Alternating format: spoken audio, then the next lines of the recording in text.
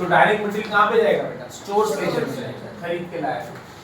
Indirect भी अगर मैं इनडायरेक्ट मटेरियल भी खरीद के लाता हूँ तो वो भी कहाँ जाएगा? स्टोर्स पे जाएगा।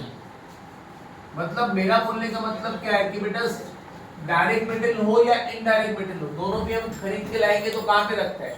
स्टोर्स में। गेटिंग और नॉट? अभी देखो मटेरियल निकाला हुआ, अभी कहाँ जाएगा बताओ? WIP में जा रहा है, ये WIP में जा रहा है। अब WIP से बन के क्या निकलेगा? सोफा, फिनिश गुड्स, फिर वो जाएगा उनके कॉस्ट ऑफ सेल में जाएगा, दैट इज शोरूम में जाएगा। ये सेंटर्स है सर, ये एक सेंटर हो गया, WIP एक सेंटर हो गया। आर यू गेटिंग और नॉट? तो बोलो सर रॉ मटेरियल खरीद के कहां पे रखते हैं सर? स्टोर में। इनडायरेक्ट मटेरियल भी स्टोर्स में। फिर ये स्टोर्स से निकल के कहां जाता है सर? डायरेक्ट मटेरियल ये WIP में जाता है। याद रखना, मैं डायरेक्ट मटेरियल का पूरा बता रहा हूं। डायरेक्ट मटेरियल खरीदा, स्टोर में जाएगा, स्टोर से कहां जाएगा? WIP। उसके आगे देखेंगे क्या होता है। मैं मटेरियल का ही बता रहा हूं। मटेरियल का मूवमेंट कैसा है?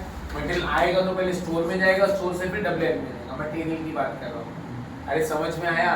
ठीक है। इनडायरेक्ट मटेरियल भी कहां जाएगा? स्टोर्स में। लेकिन इनडायरेक्ट वाली चीजें कभी WIP में नहीं जाती है, पहले वो जाती है फैक्ट्री ओवरहेड्स में, या फिर वो जाती है ऑफिस एंड एडमिनिस्ट्रेशन में, या फिर वो जा सकती है सेलिंग एंड डिस्ट्रीब्यूशन ओवरहेड्स। याद रखें इनडायरेक्ट वाली चीजें इनडायरेक्ट मटेरियल हम स्टोर में रखेंगे बट वो WIP में नहीं जाता है। इनडायरेक्ट वाला कभी चीज प्रोडक्शन में यूज नहीं होता है, याद रखना। समझ रहे? वो प्रोडक्शन में यूज नहीं होता है, वो सिर्फ हमारे मशीन्स को मेंटेन करने के लिए रखा जाता है। तो उसको हम कहाँ डालेंगे सर? ओवरहेड्स। क्या बोलेंगे सर उसको? तो इनडायरेक्ट मटेरियल कहाँ जाएगा बेटा? स्टोर में आएगा, फिर स्टोर से ओवरहेड्स में। कौन से ओवरहेड्स में जा सकता है वो? फैक्ट्री, ऑफिस या सेलिंग। समझ में आया क्या? अब अगर कुछ भी मेंशन नहीं किया तो हमेशा कहाँ डालने? फैक्ट्री ओवरहेड्स में। क्लियर हुआ? अच्छा, मटेरियल के बाद दूसरा याद रखो क्या? लेबर। लेबर को हम क्या देते हैं सर? वेजेस। अब वेजेस भी दो टाइप के होते हैं, क्या? डायरेक्ट वेजेस और इनडायरेक्ट वेजेस, है ना? डायरेक्ट वेजेस और इनडायरेक्ट वेजेस। तो जब भी आप डायरेक्ट वेजेस पेड करोगे तो उसका एंट्री कहां पे होगा मालूम है क्या? वेजेस कंट्रोल अकाउंट में। कहां पे होगा बेटा? वेजेस कंट्रोल अकाउंट में। और फिर उसको हम क्या करेंगे? एब्जॉर्ब करेंगे। एब्जॉर्ब मतलब मैंने अभी आपको बताया यूज। तो डायरेक्ट वेजेस जो एब्जॉर्ब कहां पे होगा बेटा? किधर? WIP। अब बच्चे बोलेंगे डायरेक्ट वेजेस क्या होता है? अब ये जो निकाला था ना इसने, जो पर्सन था वो निकाल रहा था मटेरियल, वो वर्कर है, तो डायरेक्ट वेजेस वाला वर्कर नहीं है, डायरेक्ट लेबर नहीं है वो। डायरेक्ट लेबर कौन है? वाला जो सोफा बना रहा है, जो कारपेंटर रहेगा ना सोफा, वो डायरेक्ट लेबर है। ये लेबर है बट वो इनडायरेक्ट लेबर है। अरे समझ में आया? डायरेक्ट लेबर कौन? जो एक्चुअल में वो काम कर रहा है।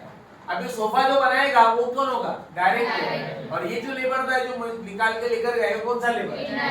तो याद रखो डायरेक्ट वेजेस पेड किया जाएगा तो उसका एंट्री कहां पे होगा? और बाद में उसको एब्जॉर्ब कहां करेंगे? एब्जॉर्ब मतलब यूज। इसका यूज कहां हुआ? ये वर्कर का WIP में यूज हुआ। समझ में आया? प्रोडक्शन सेंटर में। अच्छा, इनडायरेक्ट वेजेस भी क्या होगा? इनडायरेक्ट वेजेस भी हम पेड करते हैं वर्कर को ना, तो कहां पे जाएगा सर? वेजेस कंट्रोल में पेड की एंट्री होगी और इसको बाद में हम क्या करेंगे? एब्जॉर्ब करेंगे। और एब्जॉर्ब कहां हो सकता है इसका? फैक्ट्री ओवरहेड्स में, ऑफिस में, या फिर व्हाट? सेलिंग में। ओके, क्योंकि मैंने अभी बताया इनडायरेक्ट वाली चीजें सब एब्जॉर्ब कहां पे होती है? ओवरहेड्स में। अब कौन से ओवरहेड्स में एब्जॉर्ब हुआ नहीं बताया तो? Factory overheads. समझ में आया सर? तो प्लीज लिख लो सर इसको फटाफट।